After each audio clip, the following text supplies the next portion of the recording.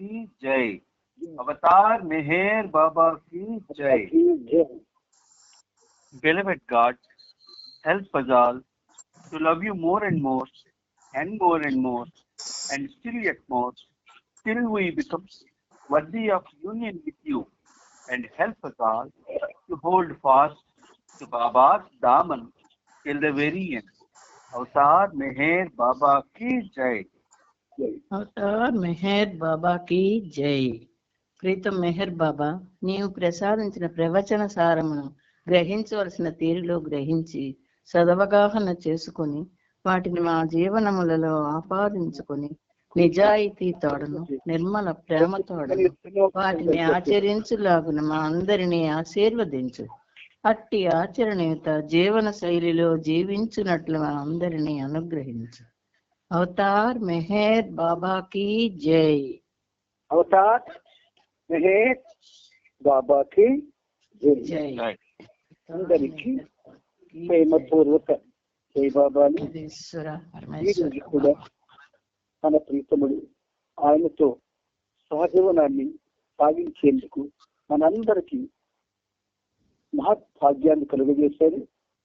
ఆ ప్రీతమునికి, ఆ లోక రక్షణకునికి, ఆ సర్వేశ్వరుడికి మన తరపున, ప్రపంచ భక్తకోటి తరపున సహస్ర కోటి పాదాభివందనాలు ఆచరించుతూ ఇందులో భాగంగా మనం ప్రేమ సాగరుడు ప్రభుచరిత్రం అంటే 2 ప్రభుచరిత్రం 2వ భాగం చదువుకుంటూ ఈ రోజుకి 5434వ పేజీలో లాస్ట్ పేరా కూడా చదువుకున్నాం. ఇప్పుడు నెక్స్ట్ పేరా మన శ్రీనివాసు చదువుతారు. జాగ్రత్తగా శ్రద్ధగా విని శ్రద్ధగా అక్కడికి చేసుకోండి. అవతార్ మెహర్ బాబా की జై. అవతార్ మెహర్ బాబా की జై.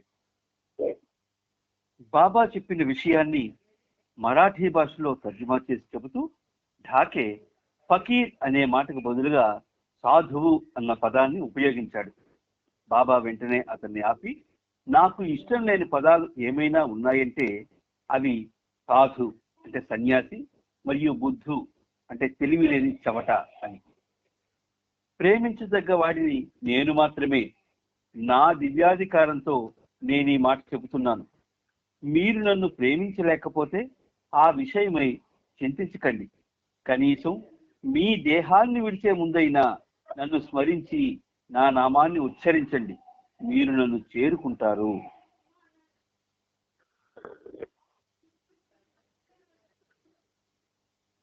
బాబా పెండూని పిలిచి హర్జీవన్ లాల్ తెచ్చిన 2500, అలాగే సహవాస్ ముగిసేటప్పటికీ మిగిలిన డబ్బును మొత్తం డాక్టర్ కనకదండికి ఇచ్చేయమని చెప్పారు. జమా ఖర్చుల వివరాల స్టేట్మెంట్ తయారు చేసి సహవాస్లో పాల్గొన్న వారందరికీ పోస్టు ద్వారా వివరాలను పంపించమని కూడా బాబా పెండూని ఆదేశించారు. వాతావరణంలో మార్పును గమనించి బాబా, గుజరాతీ బృందం వారు ఇక్కడ ఉన్నప్పుడు చాలా చల్లగా ఉంది. తెలుగువారు ఉన్నప్పుడు మరింత చల్లగా వాతావరణం మారిపోయింది. వాళ్ళంతా దగ్గుతూ ఉన్నప్పటికీ నా సమక్షంలో వాళ్ళు ఎంతో సంతోషంగా గడిపారు. హిందీ బృందం వారు వచ్చేసరికి వాతావరణం ఒక మాదిరిగా ఉంది. ఇప్పుడైతే మీకు చెమటలు పడుతున్నాయి. వాతావరణం ఉన్నట్టుండి మారిపోయింది. ఎందుకని? కారణం నాకు తెలుసు. నా పట్ల మీ ప్రేమ చాలా తీవ్రంగా ఉన్నందున మీలో ఉన్న ఆ ప్రేమాగ్ని జ్వాల మీకు చెమటలు పట్టేటట్టు చేస్తున్నది. ఈ విషయంతో సమావేశం తాత్కాలికంగా ముగించారు. బృందమంతా బయటికి వచ్చి మధ్యాహ్నం 3 గంటలకు టీ త్రాగడానికి వెళ్ళారు. తర్వాత బాబా ప్రసాదం పంచడానికి వరండాలో కూర్చున్నారు. నానాఖేర్ మేనమామ మున్షర్ షా నాగపూర్ నుండి పెద్ద బుట్టతో కమలా పండు తీసుకొచ్చాడు.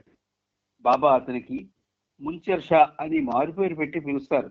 అతను రాజవంశం నుండి వచ్చాడని, మంచి దర్జాగల ఆకృతితో ఉంటాడని, అతనికి రాజా అనే అర్థం వచ్చేలా బాబా ఆ పేరును పెట్టారు. అతన్ని రాజాఖేర్ అని కూడా పిలిచేవారు. బాబా అందరినీ తన ముందు నిలబడమని ఒక్కొక్కరికి ఒక్కో పండు విసిరేవారు. ఎడమ వైపు ఉన్నవాడిని చూస్తూ కుడివైపుకి పండును విసిరేవారు. అప్పుడప్పుడు సరిగ్గా తను ఎదుగుతూ ఉన్నవాని వైపు కూడా పండును విసిరేవారు. అందువల్ల ప్రతి ఒక్కరూ సావధానంతో బాబా విసిరే పండును పట్టుకునేందుకు సిద్ధంగా ఉండేవారు. పండు క్రింద పడిపోతే దాన్ని తిరిగి తన వద్దకు తెప్పించుకొని బాబా మరలా విసిరేవారు. ఇలా పండ్లను బాబా పంచుతున్నప్పుడు ప్రేమికులు నవ్వులతో వినోదంగా గడిపేవారు. అందరూ ప్రసాదం కోసం ఆశగా ఎగబడ్డారు. అక్కడ చూడండి, 5436 పేజీలో మెహరాబాద్ సహవాస్ సమయంలో ఇండోర్కి చెందిన మస్తు సెయింట్ విషాన్ దాస్తో బాబా నవంబర్ 1955లో అక్కడ ఫోటో ఉంది. పుస్తకం ఉన్నవారు చూడవచ్చు. ఇండోర్ నుండి విషాన్ దాస్ మహారాజ్ అనే మస్తు సంత్ తన వైపుకు వచ్చిన పండును పట్టుకోలేకపోవడంతో అది క్రింద పడింది. బాబా దాన్ని తిరిగి తెప్పించుకొని మళ్ళీ అతని వైపుకే విసిరారు. ఈసారి అతను పట్టుకోగలిగాడు. బాబా చాలా ఆనందించారు. బాబా నుండి అతి గొప్ప ప్రసాదాన్ని అందుకున్నది ఎవరు అంటే అది ముంచెర్ షాయే. బాబా అతని వైపు కమలా పండును విసరగా అది తిన్నగా అతని కంటికి తగిలింది. కన్ను బాగా ఎర్రబడింది. అయినప్పటికీ ముంచెర్ షా చాలా ఆనందంగా ఉన్నాడు. బాబా మరింత మక్కువగా అతనిపై ప్రేమను చూపించారు. మధ్యాహ్నం 3:45 ప్రాంతంలో బాబా హాలులోకి ప్రవేశించారు. అప్పటికే సహవాసీయులంతా అక్కడ సమావేశమయ్యారు. పూనా నుండి సైకిళ్లపై 75 మైళ్ళ దూరం 3 ప్రేమికులు వచ్చారని, వాళ్ళ లోనికి పంపించడానికి బాబా అనుమతి కావాలని రెండూ కోరగా బాబా వారికి దర్శనం ప్రసాదించారు. అబ్దుల్ మజీద్ ఖాన్ తడిగా ఉన్న గులాబీల దండను బాబా మెడలో వేశారు. బాబా హాస్య ధోరణితో, ఈ దండ వల్ల నాకు జలుబు చేసేటట్టుగా ఉంది అన్నారు. అప్పుడు బాబాకు ఇంగ్లాండ్లో 1932లో జరిగిన సంఘటన గుర్తొచ్చింది. అక్కడి ప్రేమికుల కోరిక మీద బాబా తన సార్ద్రాతో 6 బయట చలిలో నిలబడి ఫోటో తీయించుకోవాల్సి వచ్చింది. ఈ ఉదంతాన్ని బాబా వివరించి దగ్గుతూ చిరునవ్వు నవ్వి అబ్దుల్ మజీద్ ఖాన్ వైపు చూశారు. ఒక గులాబీ రెక్కను అతనికి ఇచ్చి తినమని చెప్పిన తర్వాత ఇలా వివరించారు. నేను ప్రతి స్థాయిలోనూ ఉన్నాను. నా పాదాల కింద ఉన్న ధూళి యొక్క స్థాయిలోనూ ఉన్నాను. ప్రతి ఒక్కరూ నన్ను తమ తమ స్థాయిలో అనుభూతి చెందుతారు. ఇక్కడ మీరు మీ చర్మచక్షువులతో అంటే భౌతిక నేత్రాలతో నన్ను చూస్తున్నారు. కారణం నేను శరీరంతో ఇక్కడ ఉన్నాను గనుక. అదేవిధంగా ఆధ్యాత్మిక మార్గంలో వివిధ భూమికల్లో ఉన్నవారు నన్ను వారున్న ప్రత్యేకమైన భూమికి చెందినవానిగా అనుభూతి చెందుతారు. మానవుడు భగవదనుభవం పొందినప్పుడు తన దేహ చైతన్యాన్ని పూర్తిగా కోల్పోతాడు. తన యొక్క స్థూల, సూక్ష్మ, కారణ అంటే మనోమయ శరీరాలనే 3 శరీరాలలో ఏ ఒక్క శరీర చైతన్యము అతనికి ఉండదు.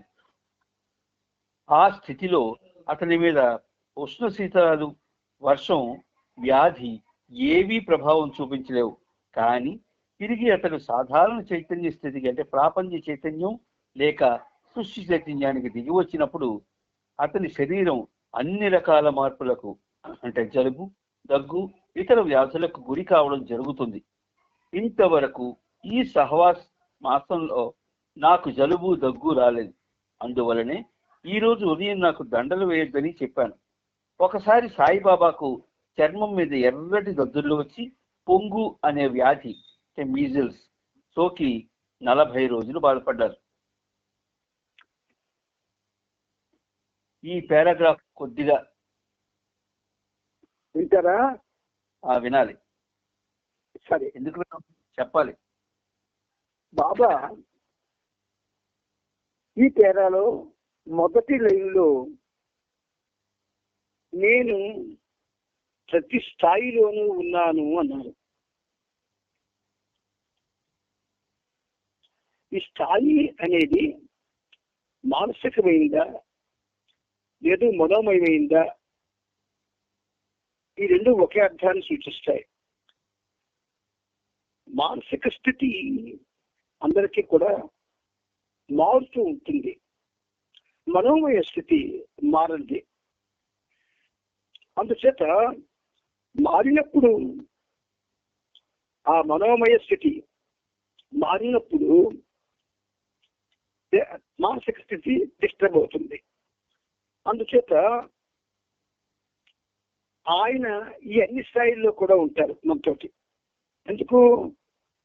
ఏ స్థాయిలో ఉన్న వాళ్ళకి ఆ స్థాయిలో ఎంత అవగాహన ఉంటుందో దానికి అనుగుణంగా ఆయన మనతో ముచ్చటిస్తూ ఉంటారు. నెక్స్ట్ సిద్ధర్స్ బాబా ఏమిటి వాడారు? ప్రతి ఒక్కరూ నన్ను తమ తమ స్థాయిలో అనుభూతి చెందుతారు. తమ తమ స్థాయిలో అన్న మాట బాబా వాడు. జాగ్రత్తగా ఆలోచించుకోవాలి బాబా మాటలు విన్నప్పుడు. తమ తమ స్థాయి అంటే ఈ స్థాయి భేదం అనేది మానవుల్లో ఎక్కువగా ఉంటుంది. ఉదాహరణకి ఒక క్లాసులో టీచర్ పాఠం చెబుతూ ఉన్నప్పుడు అది అర్థం చేసుకునే స్థాయి ఒక్కొక్క స్టూడెంట్ ఒక్కొక్కలా ఉంటుంది. ఒక్కొక్కడు వింటుంటాడు, వాడికి వినపడదు. ఒక్కొక్కడు వింటూనే ఉంటాడు, అర్థం కాదు. ఒక్కొక్కడు వింటుంటాడు, ఆ క్షణంలో టీచర్ అడిగిన సమాధానం చెప్తాడు, కానీ పరీక్షలో వాడికి మార్కులు రావు. ఈ స్థాయి భేదం అనేది మానసిక స్థితి యొక్క అవస్థను బట్టి ఉంటుంది. ఆ అవస్థ మారుతూ ఉంటుంది. ఆ మార్పు ఒక విద్యార్థికి ఎలాగైతే మారుతూ ఉంటుందో మనం కూడా ఆయన దగ్గర భౌతిక విద్యని మర్చిపోయి ఆధ్యాత్మిక విద్యను నేర్చుకుందామని ప్రయత్నం చేస్తున్నాం. అది విద్య కాదు, అవిద్య. ఆ అవిద్య అనేది ఆయన్ని ప్రేమించడంలో, ఆయన్ని అవగాహన చేసుకోవడంలో, ఆయన ముందు మనం విధేయతతో మెలగడంలో, మొదట ప్రేమ విధేయత ఇది ఎంతవరకే ప్రస్తావన బాబా చేస్తారు. ఇప్పుడు సరెండర్లోకి సమర్పణలోకి వెళ్ళారు. అందుచేత ఇది వివిధ స్థాయిల్లో ఉంటుంది. అయితే భౌతిక నేత్రాలతో నన్ను మీరు చూస్తున్నారు అని అన్నప్పుడు అక్కడ ఫిజికల్ గా అంటే శారీరకంగా బాబా ఉన్నారు. ఆ ఫిజికల్ ప్రెజెన్స్ ఉంది కనుక మొత్తం అన్ని స్థాయిల్లో ఉన్న వాడికి ఆయన కనబడతాడు. అందులో ఏమి లోపం ఉండదు. కానీ రిసెప్టివ్ కెపాసిటీ అంటే స్వీకరించుకునేటటువంటి పరిస్థితి చాలా తేడాలు ఉంటాయి. ఉదాహరణకి ఒక భయంకరమైనటువంటి యుద్ధం మనకి చలనచిత్రంలో చూపిస్తాడు. అందులో చేతులు, కాళ్ళు, తల, ముండాలు నరికి విసిరేయబడుతున్నట్టుగా చిత్రీకరిస్తాడు నిర్మాత, దర్శకుడు. అవి చూడగానే చాలా మంది ఆడవాళ్ళు చూడరు, కళ్ళు మూసుకుంటారు. ఎందువల్ల? నిజంగా అది జరుగుతుంది అన్న భావన వాళ్ళకి కనబడుతుంది. అందరూ కళ్ళు మూసుకుంటారు. వాళ్ళు చేసిన వాళ్ళు నవ్వుకుంటారు. ఎంత భయం అవుతాయి అని. కానీ భయం అనేది అందరికీ ఉంటుంది. కాకపోతే ఆ భయంలో తెలివి ఉంటుంది. కొంతమందికి తెలివి ఉంటుంది. తెలివితేటలు పనిచేస్తాయి, కొంతమందికి అది పనిచేయవు. అంతే తేడా. అయితే వీడు భయం లేకుండా చూసిన వాడికి భయం వేస్తుంటుంది లోపట, కానీ బయటికి వ్యక్తం చేయలేడు. ఈ మానసిక స్థాయి అనేది ఆ విధంగా మారిపోతూ ఉంటుంది మనకి. అయితే బాబా ముందు ఆయన్ని భౌతికంగా చూస్తూ అంటే physical presence of highest of the high అని అర్థం. భౌతికంగా చూడడం అంటే physical presence of highest of the high. అయితే అది సర్వోన్నతుని యొక్క యథార్థమైనటువంటి మానవ రూపధారణలో ఉన్నటువంటి బాబా స్వరూపం అని అందరికీ అనిపించదు. బాబా చూస్తున్నామనే భావన ఉంటుంది. స్థాయి భేదం మన అవగాహన కూడా మారుస్తుంది. అందుచేత నేను శరీరంతో ఇక్కడ ఉన్నాను కనుక అదేవిధంగా ఎలా చూస్తున్నారు మీరు? నేను శరీరంతో ఉన్నాను కాబట్టి ఎలా చూడలేను కదా. అదేవిధంగా ఆధ్యాత్మిక మార్గంలో వివిధ భూమికల్లో ఉన్నవారు నన్ను వారున్న ప్రత్యేకమైన భూమికకు చెందిన వారిగా అనుభూతి చెందుతారు. ఏం భూమికల్లో ఉంటారు చూసేవాడు బాబాని? భౌతిక భూమికలోనే ఉంటారు. భౌతిక, మానసిక, ఆధ్యాత్మిక ఈ స్థితులు మానవులు, సామాన్య మానవులు అనుభవించలేరు, ఒక భౌతిక స్థితిని అనుభవిస్తారు.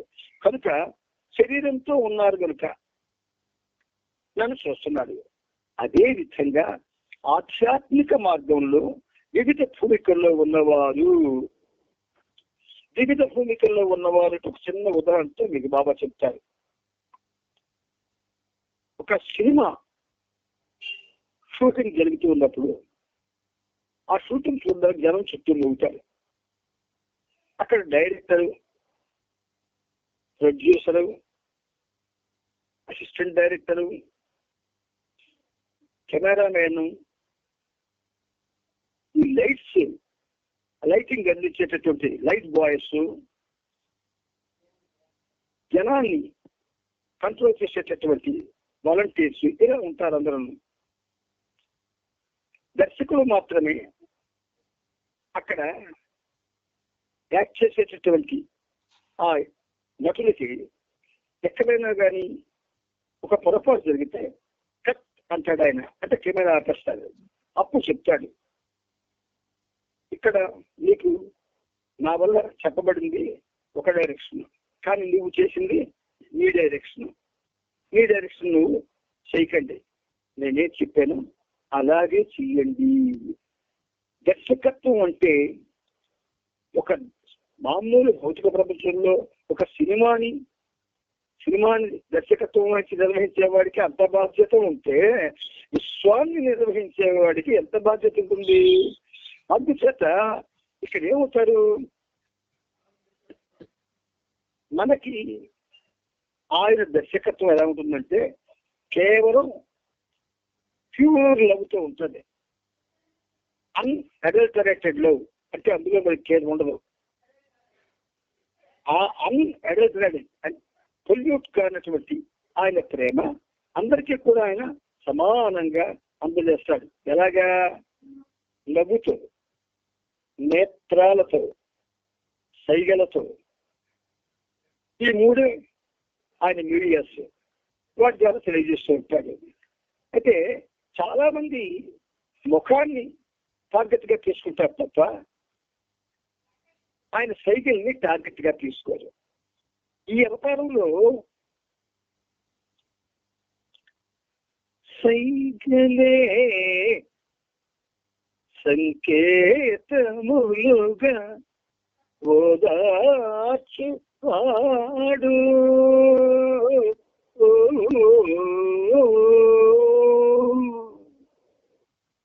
బాబా గెస్చర్స్, వండర్ఫుల్ గెస్చర్స్. అసలు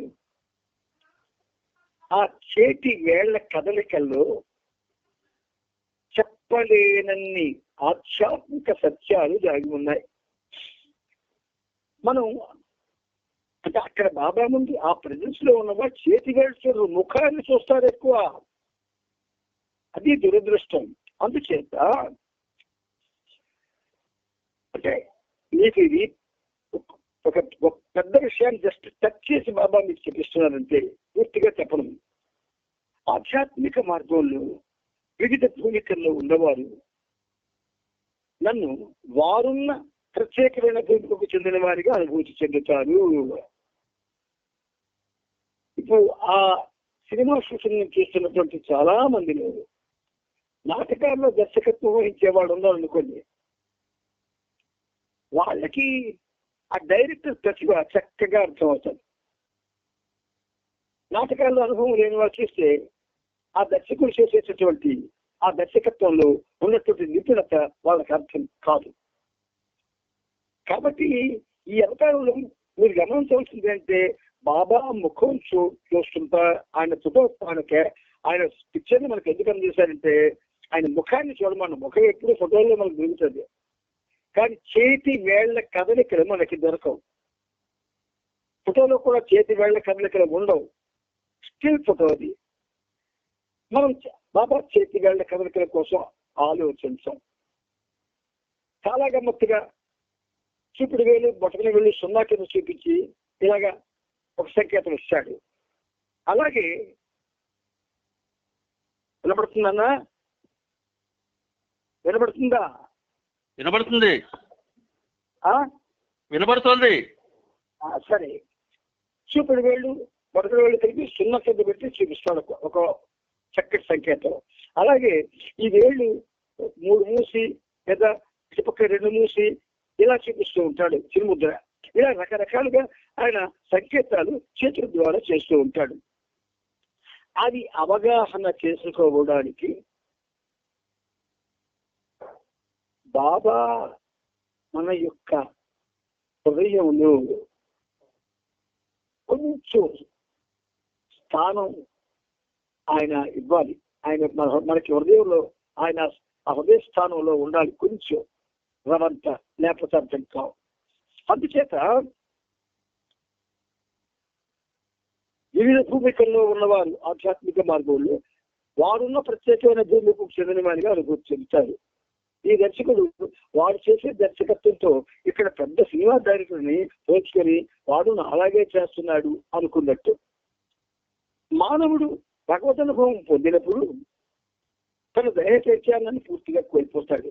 మానవుడు భగవద్ అనుభవం పొందినప్పుడు తన దేహ చైతన్యాన్ని పూర్తిగా కోల్పోతాడు.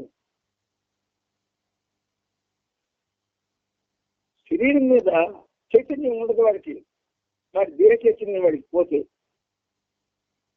తన యొక్క స్థూల సూక్ష్మ కారణ బ్రాకెట్లో మనోమయ శరీరాలనే 3 శరీరాలతో ఏ ఒక్క శరీర చైతన్యము అతనికి ఉండదు. ఇక్కడ మనకు చిన్న ఉదాహరణ బాగా చెప్తారు మీకు. ఇవన్నీ మీతో మాట్లాడుతున్నప్పుడు ఆయన ఇచ్చే ఉదాహరణ ఇప్పుడు ఇస్తుంటారు ఆయన. నేను ఎక్కడో పుస్తకాల్లో చదివేవి కావు. ఒక బ్యాటిల్ ఫీల్డ్ యుద్ధం జరుగుతుంది. యుద్ధ వీరుల్లో కత్తితో యుద్ధం చేసే వాళ్ళు ప్రవీణులు ఉంటారు. వాళ్ళు ఏంటంటే వాళ్ళు తిప్పే కత్తి కనబడదు మనకి, కానీ కళ్ళు తెగిపడిపోతుంటాయి, కాళ్ళు తెగిపడిపోతుంటాయి, చేతులు తెగిపడిపోతూ ఉంటాయి. మిగతా వాళ్ళు వాళ్ళు ఎలాగో యుద్ధం చేస్తున్నారు, చిన్నపిల్లలు కూడా అర్థమయ్యేటట్టు యుద్ధం చేస్తారు. ఇక్కడ బాబా ఆధ్యాత్మిక మార్గంలో ఆయన ఏంటి సర్వోన్నతుడు. అందుచేత ఆయనకి అన్నీ తెలుస్తాయి. మనం చూసే చూపు తెలుస్తుంది, మనం నడిచే నడత తెలుస్తుంది, మనం ఆయన గురించి అనుకునే ప్రతి చిన్న విషయం కూడా ఆయన తెలుస్తూ ఉంటుంది. అందువల్ల ఏమవుతుంది, మనకి అక్కడ 1000 మందిలో మనం ఉన్నా ఎలాగ భావించేవాడికి అలా కనబడతాడు. సాధారణంగా అందరిలా భావించేవాడికి సాధారణంగా కనిపిస్తాడు. అంచేత ఏ చైతన్యాన్ని పూర్తిగా కోల్పోయిన వాళ్ళు ఉంటారు బాబా ముందు. తన యొక్క స్థూల సూక్ష్మ కారణ శరీరాలనే 3 శరీరాల్లో ఏ ఒక్క శరీర చైతన్యం వదలకూడదు. ఆ స్థితిలో అతని మీద ఉష్ణ శీతలాలు, వర్షం, వ్యాధి ఏవి ప్రభావం చూపించలేవు. అలాంటి వాళ్ళకి ఒకవేళ వర్షం పడితే తెలియదు, గురుమచ్చి నిలబడుతుందో తెలియదు, శబ్దాలు కూడా వినబడవు. కానీ తిరిగి అతడు సాధారణ చైతన్య స్థితికి, అంటే ప్రాపంచిక చైతన్యం లేక సృష్టి చైతన్యంలోకి దిగి వచ్చినప్పుడు అతని శరీరం అన్ని రకాల మార్పులకు, అంటే జలుబు, దగ్గు, ఇతర వ్యాధులకు గురి కావడం జరుగుతుంది. ఇక్కడ ఒక బ్రహ్మాండమైన విషయం చెప్పారు బాబా. ఎప్పుడైతే మన యొక్క భౌతిక శరీర చైతన్యం మనకు పోతుందో బాబా ముందు, అప్పుడు ఏ చైతన్యం మనకు వస్తుంది?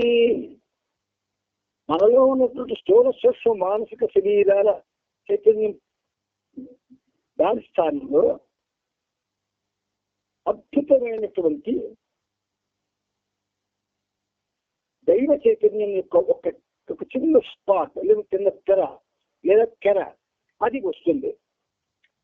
ఇంతవరకు ఈ సహవాసంలో మనలో నాకు జలుబు దగ్గు రాలేదు, అందువలనే ఈ రోజు ఉదయం నాకు దండలు వేయద్దని చెప్పాను. ఇక్కడ బాబా చూడండి ఎంత బెస్ట్ సబ్జెక్ట్ చెప్తూ అక్కడ కట్ చేస్తాడు ఆయన. ఆయన టెక్నిక్ అది. యూనివర్సల్ మైండ్ అయింది, స్వాత్మకమైన మనస్సు, అందరి మనుషుల యొక్క స్థాయిగా అని తెలుసు. అతని ముందు కూర్చున్నా లేదా అతను పరోక్షంగా కూర్చున్నా, ఎక్కడ కూర్చున్నా ఎవరు ఏ విధంగా ఉన్నారన్నది ఆయనకి ఖచ్చితంగా తెలుస్తుంది. ఎవరి మనసులో ఉన్న ఆలోచనలు ఖచ్చితంగా తెలుస్తాయి. అందుకే సెంటర్లో కూర్చున్నప్పుడు బాబా ముందు ఉన్నాము అనే శ్వాసతో పెద్ద దృష్టిని ఆయనపై నిలిపి కూర్చోవాలి. చెవులు మాత్రం వింటూ ఉండాలి. కానీ అలా ఉంటామా? ఎదిరిపోతూ ఉంటాం సెంటర్లో, మాట్లాడుతూ ఉంటాం సెంటర్లో. అక్కడ బాబా ఫోటో అంత పద్ధతి పెట్టాం మనకు కనబడినప్పుడు లేచి వెళ్ళి వస్తూ ఉంటాము. సెల్ఫ్ కానీ లేచి వెళ్ళిపోతాము. ఎవరైనా అవతల సైడ్ చేస్తూ వెళ్ళిపోతాము. సరే, ఏ ధర్మాలకు అలాగే వెళ్తాం అనుకోండి. ఇలా మనం ఒక్క నిమిషం కూడా స్థిరంగా ఉండం, దృష్టిని నిలకడగా ఉంచం బాబా మీద. నువ్వు ఎన్ని సంవత్సరాలు వెళ్ళా సెంటర్కి, నీ దృష్టి నిలకడగా లేనప్పుడు అదంతా షో అయిపోతుంది. అందుచేత ఒకసారి సాయిబాబాకు చర్మం మీద ఎర్రటి దద్దులు వచ్చి పొంగు అనే వ్యాధి మిజల్స్ సోకి 45 రోజులు బాధపడ్డాడు. ఈ పొంగు అనేది నల్లగా వస్తుంటది, ఎర్రగా వస్తుంటది, తెల్లగా కూడా వస్తుంటది. ఎందుకంటే అనుభవం, ఈ అనుభవం ఈ 2 పాదాల మీద నల్లగా అతోటి వ్యాధి వచ్చి డాక్టర్ దగ్గర స్పెషలిస్ట్ దగ్గరికి వెళ్తే ఆయన ఏమన్నారు చూసినా అండి, ఇది మరి మందుల వల్ల తగ్గదండి, అంచేత కొబ్బరి నూనె రాసుకొని తగ్గుతుంది అన్నాడు. ఆయన చెప్పి 3 మాసాలు కొబ్బరి నూనె రాస్తున్నా తగ్గడం లేదు. అయితే ఇప్పుడు అనుక్షణం ఆయన గురించి ఆలోచిస్తూ ఆయనతో ఉన్నాను కాబట్టి నేనేం స్పెషల్ ఏంటి కాదు కదా. ఏ వ్యాధి వచ్చినా డాక్టర్ బాగు చేయవలసిందే నాకు. ఆ డాక్టర్ బాగు చేయలేకపోతే ఈ డాక్టర్ బాగు చేయాలా, ఈ డాక్టర్ బాగు చేయాలంటే ఆయనకి మన మీద కొంచెం ఏకాగ్రత రావాలి. ఆ ఏకాగ్రత ఆయనకి రావాలంటే మన ఏకాగ్రత మారాలి. ఇవన్నీ లింకులు, పరస్పర సంబంధం ఉన్నటువంటి అనుభవాలు. ఆయన మానవ రూపంలో ఉన్న భగవంతుడు, అంటే మానవుడే, ఏకకాలంలో భగవంతుడు కూడాను. మనం మానవ రూపంలో ఉన్నది మానవులే. ఆ మానవ చైతన్యం కూడా మనకు సరిగ్గా ఉండదు. అందువల్ల నాకు శ్రీను అడుగుతుంటే గొప్ప సరదా వస్తుంది. ఎందుకంటే లోతుల్లోకి వాడు తెలిసిపోతుంది. ఎక్కడ నేను లోతులు పెడతానో శ్రీను తెలుస్తుంది. ఎవరు అడగలేకపోతున్నారు. నేల నుంచి వింటున్నా మీరెవరూ అడగలేకపోతున్నారు. కానీ శ్రీను అడుగుతున్నాడు. ఇప్పుడే కాదు, మామూలు సెంట్రల్లో కార్యక్రమం అయినా వాడు ఇది చెప్పండి అని అడుగుతాడు. ఆ గుణం చాలా మంచిది. ఎందుకంటే ఈ మార్గం అతులితం, అనేయం, అద్భుతం. అంచేత గూడు డప్పంలా తల తీసి ఏదో అర్థమైంది అని పరవిశ్వాసంతో ఉన్నవాడు కొంతమంది. వీళ్ళకి ఏవో పనులు ఉంటాయి కదా అందరికీ, ఆ పని మీద అడుగు చూస్తుంటది. మరి ఇది ఇక్కడ చెప్పింది ఏది అక్కడే ఉంటాడు కానీ నిలబడదు, అర్థం కాదు. 60 నిమిషాల కాలం, గంట అంటే ఒక్క నిమిషం కూడా వేస్ట్ చేయకుండా ఆయనతో మనం ఉండగలగాలి. అసలు ఆయన చూడగానే బాబా నేను సామాన్య మానవుణ్ణి, ఏదో ఈ దైవంలో నీ ప్రేమికులు లేనంత మాత్రం చేత నాలో ఉన్నటువంటి కర్మశాలు కానీ అస్థిరత కానీ అనిష్ట పరిస్థితి కానీ పోలేదు. దయచేసి ఈ సెంటర్లో నేను నీతో ఉన్నట్టుగా నన్ను కొంచెం నువ్వు కాపాడుతుండు అని అంటే చాలు. నీకు నిద్ర రాదు, కూర్చుని చోటు నుంచి లేవరు, నేచుడు కాస్త కూడా వెళ్ళరు. నాకు ఇది అనుభవం. నాకు యూరినరీ ఇన్ఫెక్షన్స్ ఉన్నాయి. కానీ రాజా సెంటర్లో ఈ మంత్లీ సమావేశంలో కూర్చున్నప్పుడు అదే ప్రతి అరగంటకి వాష్రూమ్కి వెళ్ళేటువంటి పరిస్థితి నాకు రాని వాడైనా మళ్ళీ కూర్చుని వాళ్ళు నెగరపడు. అలా కూర్చోకూడదు నేను. కానీ ఆయన ఆశీర్వాదం ఉంటే మనకు దేహం ఏం చేస్తుంది? బాబా గారికి ఆ వేళ్ళు కుళ్ళిపోయి, ఆ కుళ్ళిపోయిన వేళ వచ్చి పురుగులు ఆ పురుగుల్ని ఏవో కిందకు కూడా వచ్చి తింటూ ఉండేది. అలా తింటూ ఉంటే వీడు ఏమీ పట్టించుకోకుండా ఉండేది ఆవిడ. అంటే దేశ ప్రాధాన్య భావన పోతుంది. అలా పోవాలి మనందరికీ. ఆ బస్సులో కూర్చున్నప్పుడు మనం ఆ విధంగా భౌతిక దేహ చైతన్యాన్ని పోగొట్టుకున్నప్పుడే ఆధ్యాత్మిక చైతన్యం మనలో ప్రవేశించడానికి మనకి ఆయన తీర్చిదిద్దుతాడు. ముందుకి బాబా గాడ్స్ ట్రీస్ గ్రంథం గురించి వివరించి ఇలా చెప్పారు. శ్రద్ధగా వినండి. భగవంతుని పరాత్పర పరబ్రహ్మ స్థితిలో, ఏమీ లేని శూన్య స్థితిలో నేను అనేది లేదు.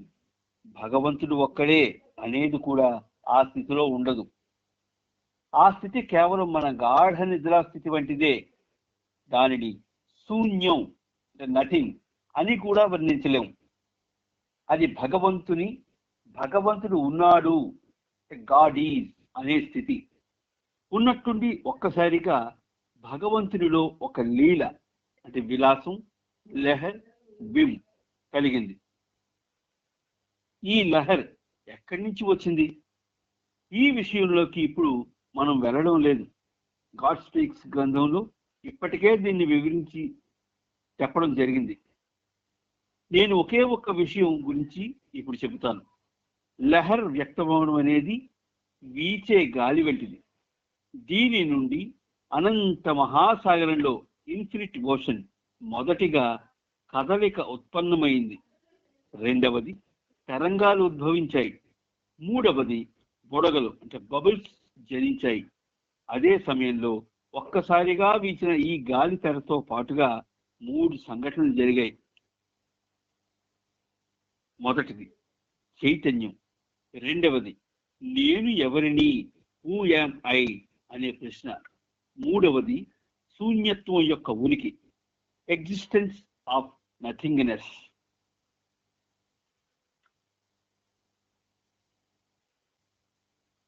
ముందుకెళ్ళానా? మొత్తం ఈ 3 కూడా గుప్తంగా ఉండి విలాసంతో పాటు విమ్తో వ్యక్తమయ్యాయి. నేను ఎవరిని అనే ఎరుకను భగవంతుడు పొందాడు గాని శూన్యత్వం యొక్క భ్రాంతిపూర్వక చైతన్యంతో పాటు దీన్ని పొందడం జరిగింది. వాయువు, రాయి, ఖనిజం, లోహం, వనస్పతి, క్రిములు, పొట్ట సాయంతో ప్రాకే జీవరాశులు, పాములు వగైరా, చేప, పక్షి, జంతువు, స్త్రీ, పురుషుడిలోని శూన్యత్వం యొక్క ఎరుకను భగవంతుడు పొందాడు. భగవంతుడు ఎరుకతో తనను గురించి అనుభవపూర్వకంగా తెలుసుకున్నప్పుడు ఇదంతా శూన్యం అంటే నథింగ్ అని తెలుసుకున్నాడు. శూన్యత్వం మరొకసారి కనబడింది. కానీ నేను భగవంతుడను అనే చైతన్య స్థితిని ఎరుకతో అనుభవించడం ద్వారా కనబడింది. ఇది ఆగకుండా జరిగే ప్రక్రియ. శాశ్వతంగా ఇలా కొనసాగుతూనే ఉంటుంది. ఇంకా స్పష్టంగా చెప్పాలంటే ఈ హాల్ను పరిమితులు లేని, అవతులు లేని ఒక పెద్ద సాగరంగా ఊహించుకోండి. మనమంతా ఆ సాగరంలోని బిందువులు, సాగరంలోని అంతర్భాగమే అవుతాం. ఇప్పుడు ఏరిచ్ అంటే అతని శరీరం అనే మాటకు అర్థం ఏమిటి అంటే ఈ సాగరంలో అతని శరీరం ఒక బుడగ. అలాగే మనమంతా వేర్వేరు బుడగలం. కానీ బిందువు తనను సాగరంగా వీక్షించకుండా ఒక బిందువుగానే చూస్తుంది. దానికి సాగరం యొక్క ఎరుక లేదు.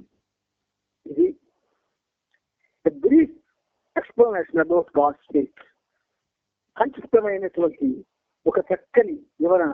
బాబా ఆయన సర్వోన్నతుడు కాబట్టి, సర్వసాక్షి కాబట్టి, సాక్షాత్తు శ్రీమన్నారాయణమూర్తి కాబట్టి మనకి ఎంతటి అద్భుతమైన మర్మ సత్యాలు అంటారు. వీటిని నగ్న సత్యాలు కావు, మర్మ సత్యాలు.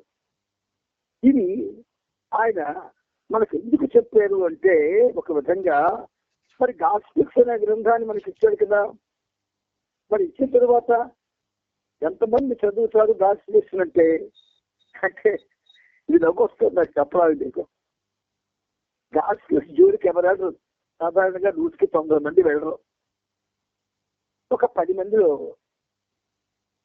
మంది వెళ్ళినా అందులో 5గురు కొంచెం లోతుకెళ్తారు. ఆ 5గురు లోతుకెళ్ళి ఇంకా పూర్తిగా అది అవగాహనకి రాకముందే స్పీచ్లు బయలుదేరుతారు, స్పీచ్ ఇవ్వడం ప్రారంభిస్తారు. ఎప్పుడైతే అంతటి మహత్తరమైనటువంటి గాడ్ స్పీక్స్ అనేటటువంటి ఆ గ్రంథాన్ని స్పీచ్ ఉపయోగిస్తాడు, వాడి స్పీచ్ మారిపోతుంది. ఎందుకు ఎదురుగుండా జనం ఉంటారు. మీకు అందుకే పూర్వం జనాల మధ్యలో యథార్థమైన సాధువులు కానీ, ఋషులు కానీ, మహర్షులు కానీ, సద్గురువులు కానీ జనాల్లో ఉండేవారు కాదు. ఎక్కడో అరణ్య ప్రాంతంలో కుటీరాలు వేసుకొని అక్కడ ఉండేవారు. అటువంటి చోటే రాముడు చదువుకున్నాడు, కృష్ణుడు చదువుకున్నాడు, మెహర్ బాబా కూడా సద్గురువుల దగ్గరే విద్య నేర్చుకున్నారు. అవిద్య అంటారు దీన్ని, విద్య కాదు అవిద్య.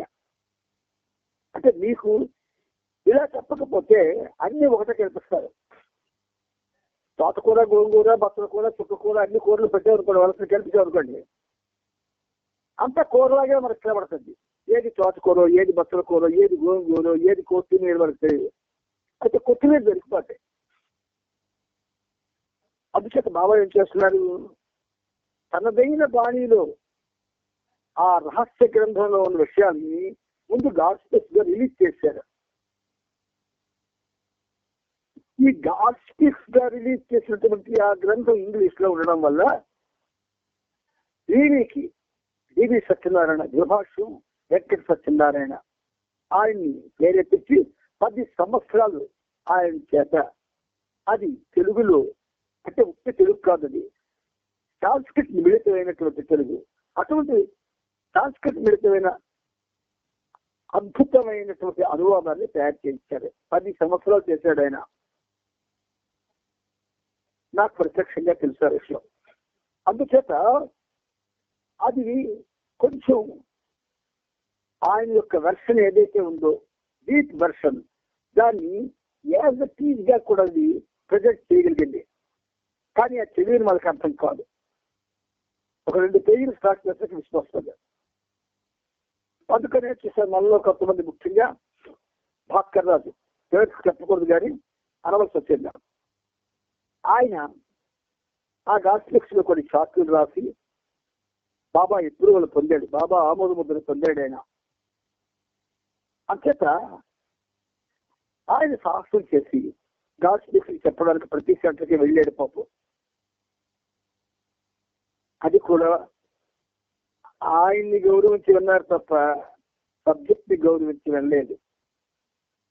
ఎందుకంటే ఆయన ఏవో ఒక సైన్స్ టీచర్ లాగా కొన్ని ల్యాబొరేటరీ టెస్ట్ లాగా చేస్తూ అలా చెప్పాడు. ఆయన చెప్పడం మాత్రం ఉన్నతంగానే చెప్పాడు తప్పు కదా, కానీ వీళ్ళెవరికి ఎక్కలేదు. స్థాయి దేశం చూస్తాం మనం, ఎవడు చెప్పాడు అని. ఎవడు చెప్పాడు అన్న భావన వస్తే మీకు ఏది అర్థం కాదు. ఏమిటి చెప్పబడుతుంది అని ఆలోచిస్తే అర్థమవుతుంది. ఇక్కడ బాబా శ్రద్ధగా వినండి అని స్టార్ట్ చేశారు. చూడండి, గాడ్ స్పీక్స్ గ్రంథం గురించి ఇలా చెప్పారు, శ్రద్ధగా వినండి అని ముందు మనకు చెప్పారు. భగవంతుని పరబ్రహ్మ స్థితిలో, ఏమీ లేని శూన్యస్థితిలో నేను అనేది లేదు. బియాండ్ స్టేట్ ఆఫ్ గాడ్ అని ఇంగ్లీష్ లో అన్నాడు ఆయన. పరబ్రహ్మ స్థితిలో ఏమీ లేని శూన్య స్థితిలో నేను అనేది లేదు. అక్కడ ఎక్కడుంది? లేదు. భగవంతుడు ఒక్కడే అనేది కూడా ఆ స్థితిలో ఉండదు. ఇది మీకు ఉదాహరణతో బాబా చెప్పిస్తాడు. ఒక నటుడు వాడు ఒక పాత్రని చేస్తాను అని దర్శకుడితో చెప్తే వాడు టెస్ట్ చేస్తాడు, ఆ పాత్ర నాలెడ్జ్ వాడికి ఉందా లేదండి. వాడి దేశంలో బెత్తగాడి పాత్ర, వాడి భౌతిక పరిస్థితి ధనవంతుడు. ఒక ధనవంతుడు బెత్తగాడి పాత్ర వేసినప్పుడు ఆ న్యాయం చేయగలరా? ఆభిజాత్యం అడ్డు వస్తుంది. ఆ సినిమాలో ఒక డైలాగు, అమ్మా చాలా రోజుల నుంచి తిండి లేదమ్మా, చాలా చాలా నీరసంగా ఉంది, ఇంత అన్నం ఏంటమ్మా అని కళ్ళంట నీళ్ళు కారుస్తూ వాడు అడగాలి. వీడేమో కోటించాడు, అది నీళ్ళు వస్తాయా అంటే యువరానికి వెళ్ళిపోతాడు. అందుకే స్క్రూట్నీ చేస్తారు నటుల్ని, స్క్రూట్నీ చేసి అప్పుడు అవకాశం ఇస్తారు. అందులో అంటే నాకు అనుభవం ఉన్నటువంటి ఏంటంటే శంకరశాస్త్రి గారు, అంటే ఆయన ఆర్టీఓ చేశాడు, తహసీల్దార్ చేశాడు. ఆయన తహసీల్దార్గా చేసినప్పుడు నేను అందరు టైపిస్ట్గా చేశాను. వాళ్ళ తమ్ముడు రాణమూర్తి కూడా నాకు స్నేహితులే. కానీ ఈయన్ని శంకరాభరణం మన ఏడు నాగేశ్వరరావు గారు ఆయన ఆ చిత్రం తీశాడు. ఆయన చాలా స్నేహితుడి, ఎన్నో కొన్ని నాటకాల తేజీలుగా ఆయన్ని చూసి ఆయన నటన నచ్చి నేను తెస్తానండి సరైన మనిషి అని చెప్పి ఆయన కారు మీద ఇక విశాఖపట్నం తీసుకెళ్ళాడు ఆయన.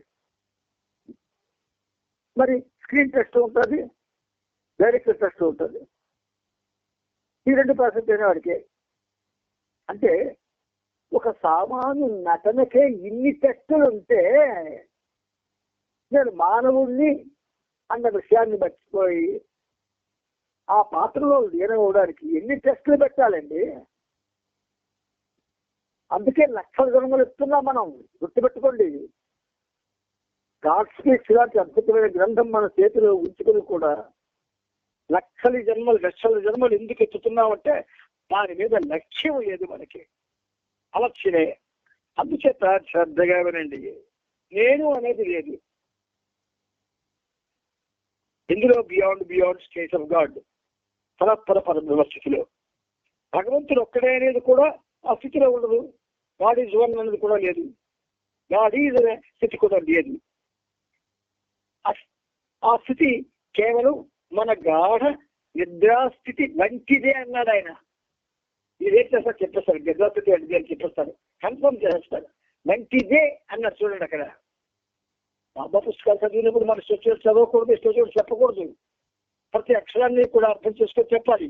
మన స్టోచర్గా మాట్లాడితే దానివల్ల వచ్చిన సంస్కారాలు ఎన్నో జన్మలు వెంటాడతాయి. ఆ స్థితి కేవలం మన గాఢ నిద్రాస్థితి వంటిదే. ఇక్కడ సావిత్రి లాంటిదే అంటే సావిత్రి అయిపోద్దా ఒక ఆడదాన్ని చూపించే.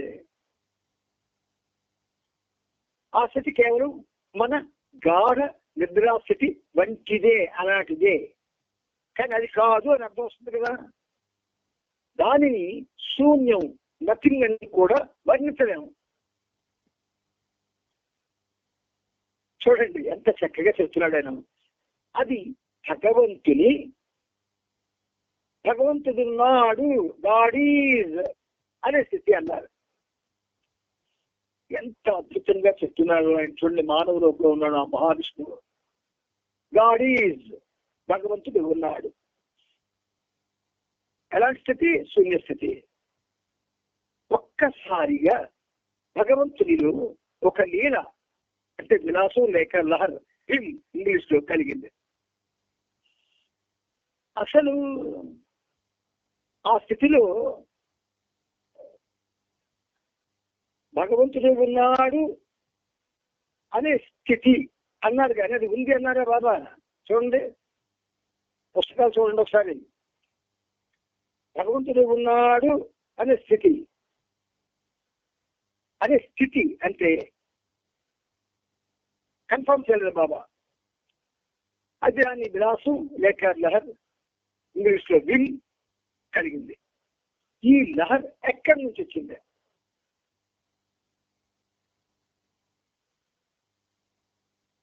ఈ విషయంలో ఇప్పుడు మనం వెళ్ళలేదు. అంటే ఇది చెప్పాలి అంటే మినిమం ఒక పావుగైనా చెప్పాలి. కాకపోతే ఇష్యూలోకి మనం వెళ్ళలేదని సరే.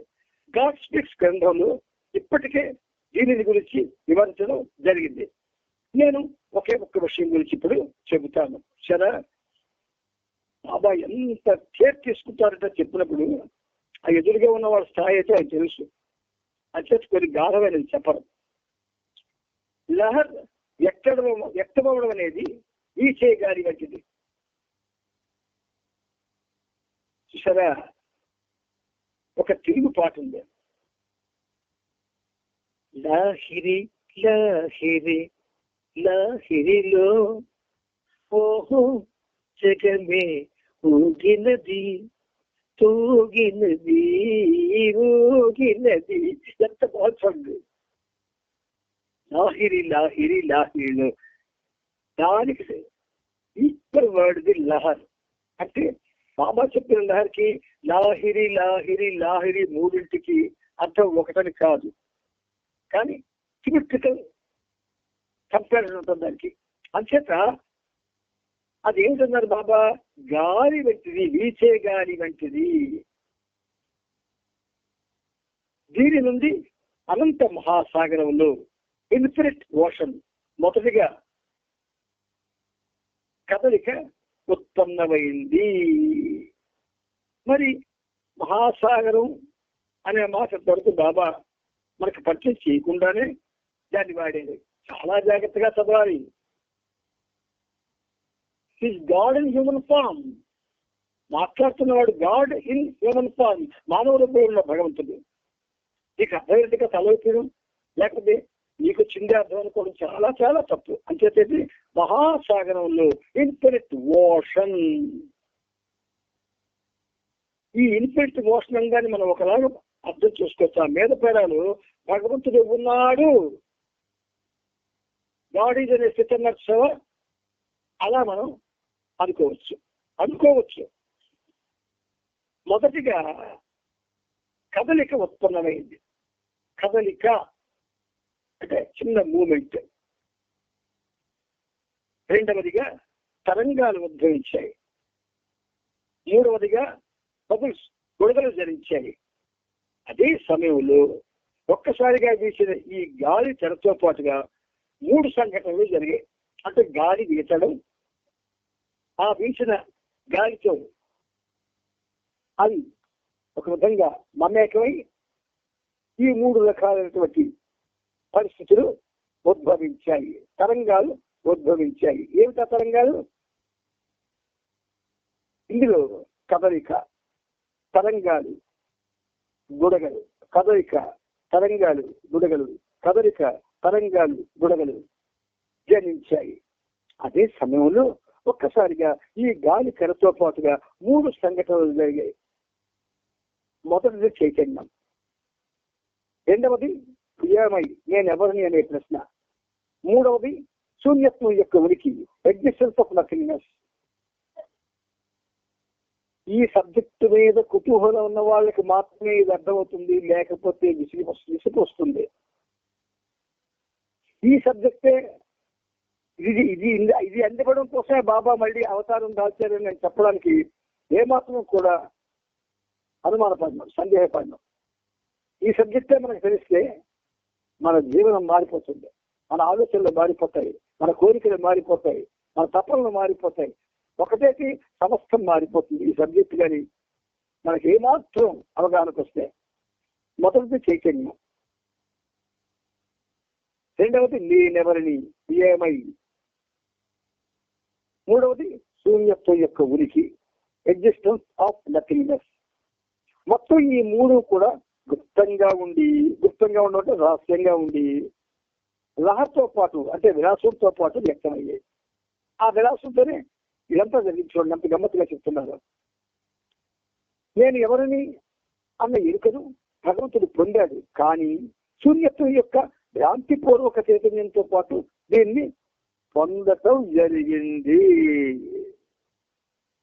దీనికి వచ్చినటువంటి ఈ నేనెవరనేటటువంటి ఎరుక, అవేర్నెస్, అది ఆయనకి పొందే పరిస్థితి వచ్చింది.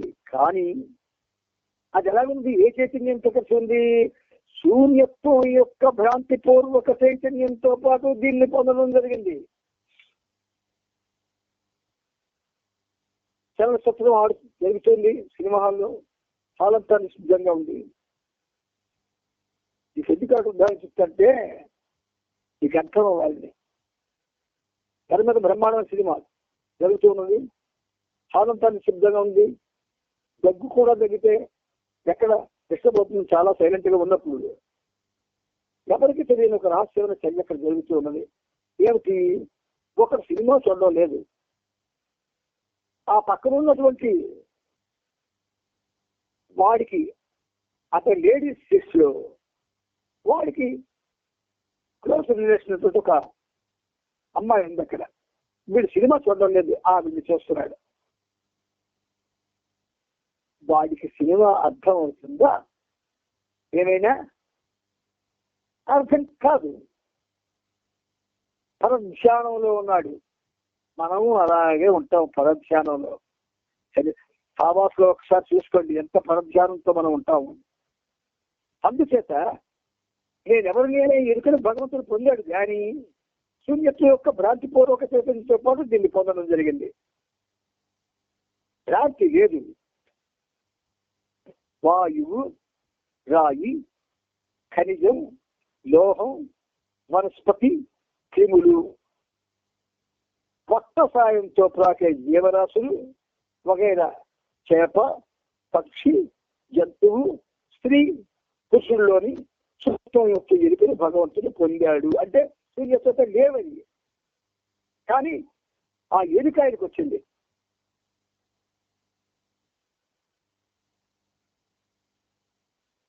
చూశారు ఎంత గమ్మత్తుగా ఉందో, ఎంత అద్భుతంగా ఉందో.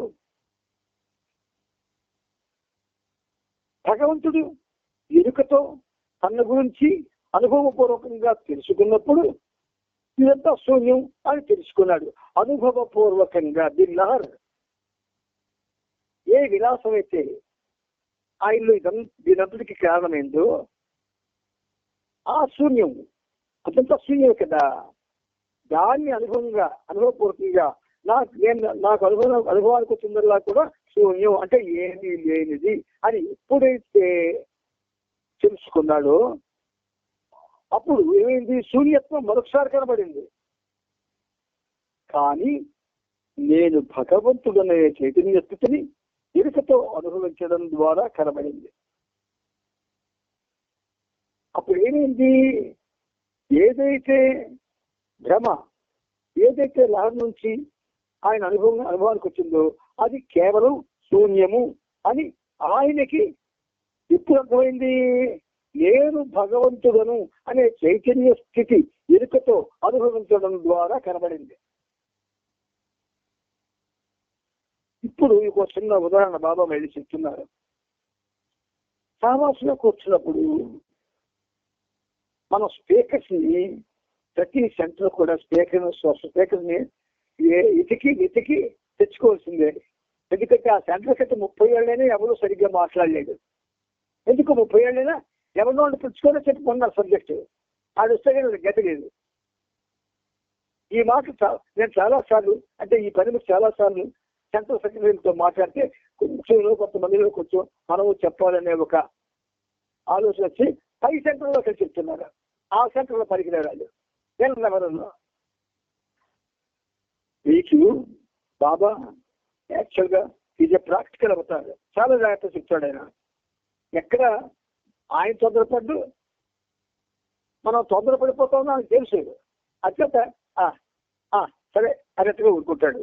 ఇంకా స్పష్టంగా చెప్పాలంటే ఈ హాలును పరిమితులు లేని, అవసరం లేని ఒక పెద్ద సాగరంగా ఊహించుకోండి. మనమంతా సాగరంలోని బిందువులు. మనం ఎలాగో బాబాయ్ ఉన్నారు గాడ్ స్పేస్ ప్రకారం డ్రాప్ సోల్స్ అన్నాడు. అంటే జారిన ఆత్మలు, జారిపోయిన ఆత్మలు. డ్రాప్ సోల్స్ అంటే జారిపోయిన ఆత్మలు. సాగరంలో ఇవన్నీ కూడా అంతర్భాగమే. ఇప్పుడు ఏడ్స్ అంటే అతని శరీరం అనే మాటకు అర్థం ఏంటి? ఈ సాగరంలో అతని శరీరం ఒక బుడగ. ఇప్పుడు మనం అందరూ కూడా జారిపోయిన బుడగలము. ఎక్కడి నుంచి? శూన్యం నుంచి. ఇది ఏమాత్రం మనకు కానీ అనుభవానికి వస్తే పూర్తిగా నిస్సంగులం అయిపోతాం. దేన్ని పట్టించుకోం, కేవలం దేవుణ్ణి తప్ప, అంటే బాబా తప్ప.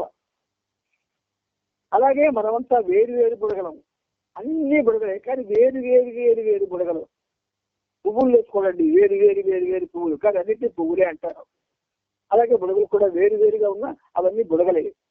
కానీ బిందువు తనను సాగరంగా వీక్షించకుండా ఇప్పుడేమైంది, ఉన్నది తానే, నేనే భగవంతుణ్ణి అన్న అనుభవం, పూర్తి చైతన్యం భగవంతుడు పొందినా కూడా తనను బిందువుగా కాక అలా వీక్షించకుండా, సాగరంగా వీక్షించకుండా బిందువుగా చూస్తుంది. అంటే ఈ సాగర బిందువుల్లో అది ఒక బిందువే అన్న భావంతో ఆమె మహాసాగరం అనుభవం పొందిన భగవంతుడు కూడా ఈ బిందువులతో కలిసిపోయాడు తాత్కాలికంగా. దానికి సాగరం ఎరుక లేదు. ఇక పులి మేకలు, అందులో చిన్న పులి పిల్ల ఆ మేకల్లో కలిసిపోయింది. వెంటనే ఏమనుకుంది, అంతవరకు పులి పిల్లది పులి అనే పరిస్థితులకు పోయి అరుపు కూడా మారిపోయింది. అంతకుముందు కొంచెం గ్యారెంటీ వచ్చింది నెమ్మదిగా, అప్పుడు నుంచి ఇది కూడా అన్న ప్రారంభించింది. మన పరిస్థితి అదే. అందుచేత బాబా అప్పుడు ఏడిచి చేత శీర్షము శిరోజాలు అనే ప్రవచనాన్ని చదివించారు. నాన్న ఇది మనకి టైం ఉంది, ఒక 5 నిమిషాలు. ఈ రెండు వాక్యాలు, దాని కింద ఉన్న ప్రేమ పేర ఒకసారి చదివి నాన్న. బాబా అప్పుడు ఏడిచి చేత శీర్షము శిరోజాలు అనే ప్రవచనాన్ని చదివించారు. ఠాకే దానిని మరాఠీలోకి తర్జుమా చేసి చెప్పాడు. బాబా ఇంకా ఇలా చెప్పారు, రేపు నేను ప్రేమ గురించి మరికొన్ని విషయాలు చెబుతాను. నన్ను ఎలా ప్రేమించడం, అలాగే నాకు విధేయులుగా ఎలా ఉండడం, ఎలా సర్వార్పణ కావడమో చెబుతాను.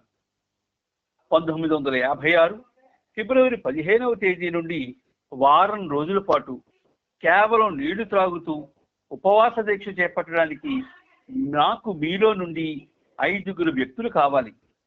ఇంతకు ముందు వచ్చిన 3 బృందాల నుండి 5 మందిని ఎంపిక చేశాను. రేపు మీలో నుండి 5 ఎంచుకుంటాను. దానికోసం అందరూ ముందుకు రానక్కరలేదు. నీళ్లు త్రాగి వారం రోజులు ఉండడం సులువైన విషయమే. మండలిలో కొంతమంది 40 రోజులు ఈ విధంగా ఉపవాసం నిర్వర్తించారు. పాశ్చాత్య దేశాల్లో పాత రికార్డులను బదులు కొట్టే వెర్రి ఎక్కువ. ఈ ఉపవాస దీక్షలు అసలు ఇబ్బంది అంతా నా ఆదేశంలోనే ఉంది.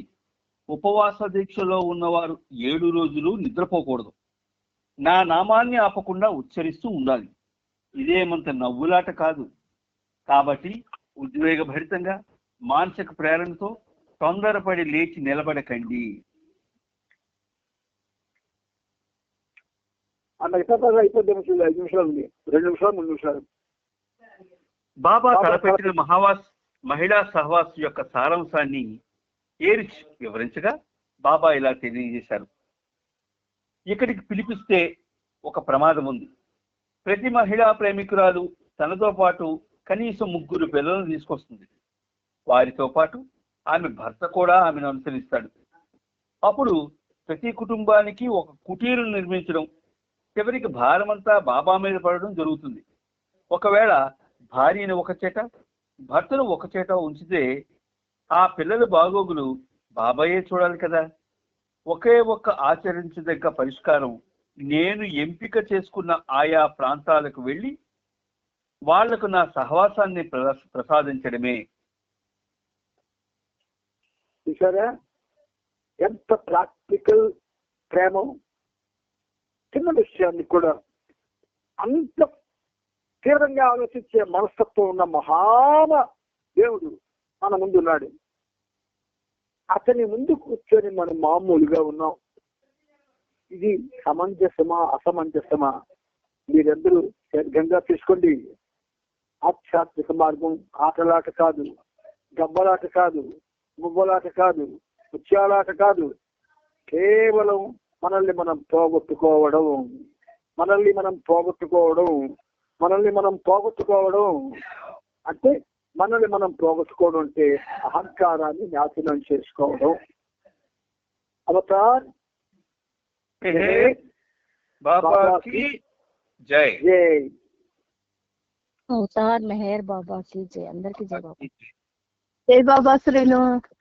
మెహరాబాద్ వెళ్ళిపోయినప్పటికీ కూడా ఆ, ప్రతిరోజు ఈ సహజీవన కార్యక్రమం కొనసాగుతుంది. అలాగే ఇంట్రెస్ట్ ఉన్నవాళ్ళు, అవకాశం ఉన్నవాళ్ళు అందరూ కూడా ఇందులో పాల్గొనవచ్చు. జై బాబా.